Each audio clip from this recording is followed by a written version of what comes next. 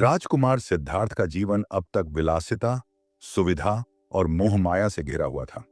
लेकिन पिछले एपिसोड में आपने देखा कि जब सिद्धार्थ ने संसार के तीन कटु सत्य, वृद्धावस्था, बीमारी और मृत्यु को देखा, तो उनके भीतर एक गहरी बेचैनी उत्पन्न हुई। अब उनके जीवन का लक्ष्य बदल चुका था। उन्हें सत्य चाहिए था, आत्मज्ञान चाहिए था।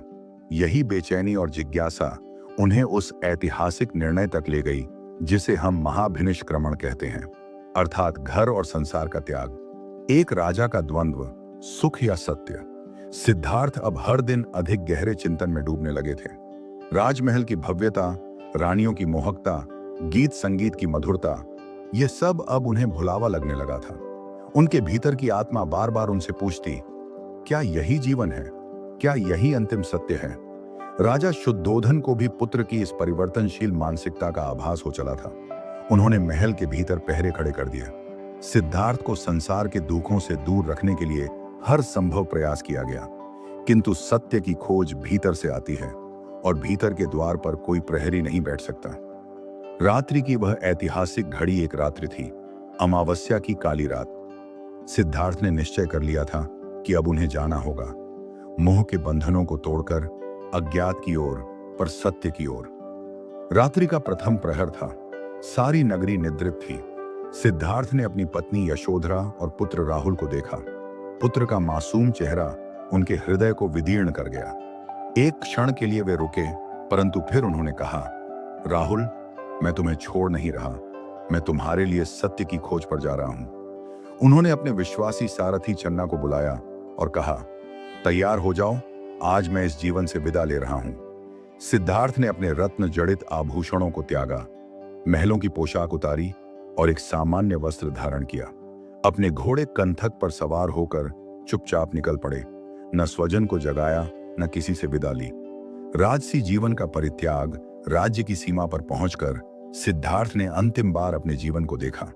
उन्होंने अपने केशों को काटा, जो कि उस समय एक महाप्रतीक था, अहंकार का अंत और विनय का आरंभ। छन्ना और कंठक को वहीं छोड़कर उन्होंने सन्यासी का वेश धारण किया। यह वह क्षण था जब एक राजकुमार ने साधु बनने का निर्णय लिया था। यह महाभिनिष्क्रमण का क्षण था, बुद्ध की ओर पहला कदम। अब सिद्धार्थ का नया जीवन शुरू हुआ। वे एक सन्यासी बन चुके थे, परंतु लक्ष्य अब भी स्पष्ट नहीं था। वे घूमते रहे, अलग अलग गुरुओं से मिले। उन्होंने सबसे पहले अलार कालाम से ध्यान की विधि सीखी। फिर उद्रक रामपुत्र के पास गए, जिनसे उन्होंने निराकार ब्रह्म की साधना जानी। परंतु सिद्धार्थ को अब भी संतोष नहीं था। वे कहते, यह ज्ञान क्षणिक है, पर मैं उस ज्ञान की खोज में हूं जो दुख के कारण को समाप्त कर सके। कठु तपस्याओं का काल बोध गया के पास निरंजना नदी के तट पर सिद्धार्थ ने कठोर तप आरंभ की।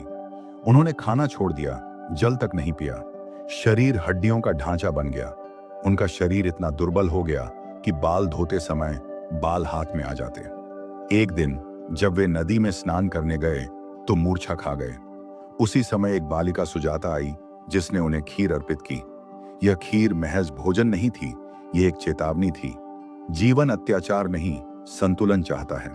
तपस्या की इस विफलता के बाद सिद्धार्थ ने जाना कि न तो इंद्रियों की तृप्ति और न ही आत्मपीड़न, दोनों ही मार्ग सत्य की ओर नहीं ले जाते। यही वह क्षण था जब उन्होंने मध्यम मार्ग की संकल्पना की। न अधिक सुख, न अधिक दुख। एक संतुलित जीवन ही मोक्ष की ओर ले जाता है। अब सिद्धार्थ बोध गया पहुंचे। वहां एक विशाल पीपल का वृक्ष था, जिसे आज हम बोधि वृक्ष के नाम से जानते हैं। उन्होंने प्रण लिया, जब तक पूर्ण सत्य को नहीं जान लूंगा, तब तक यहां से नहीं उठूंगा, चाहे शरीर नष्ट हो जाए। 7 दिन, फिर 14 दिन, फिर 49 दिन ध्यान और आत्ममंथन चलता रहा। और फिर एक रात्रि जब पूर्णिमा थी, सिद्धार्थ को वह ज्ञान प्राप्त हुआ जिसे हम बोधि कहते हैं। वे अब सिद्धार्थ नहीं रहे, वे बन गए बुद्ध, जागृत पुरुष। निष्कर्ष, एक यात्रा की शुरुआत तीसरे एपिसोड में हमने देखा कि कैसे एक राजकुमार ने सत्य की खोज में अपना सब कुछ त्याग दिया। राज सिंहासन, पत्नी, पुत्र, ऐश्वर्य। इस त्याग में करुणा थी, प्रेम था, पर सबसे ऊपर जिज्ञासा थी। यह कड़ी हमें सिखाती है कि जीवन में सबसे महान निर्णय अक्सर सबसे कष्टदायक होते हैं, परंतु यही निर्णय मानव को महापुरुष बनाते हैं। इस वीडियो के आगे वाले भाग को सबसे पहले देखने के लिए चैनल को लाइक और सब्सक्राइब करें। कॉन्शासम।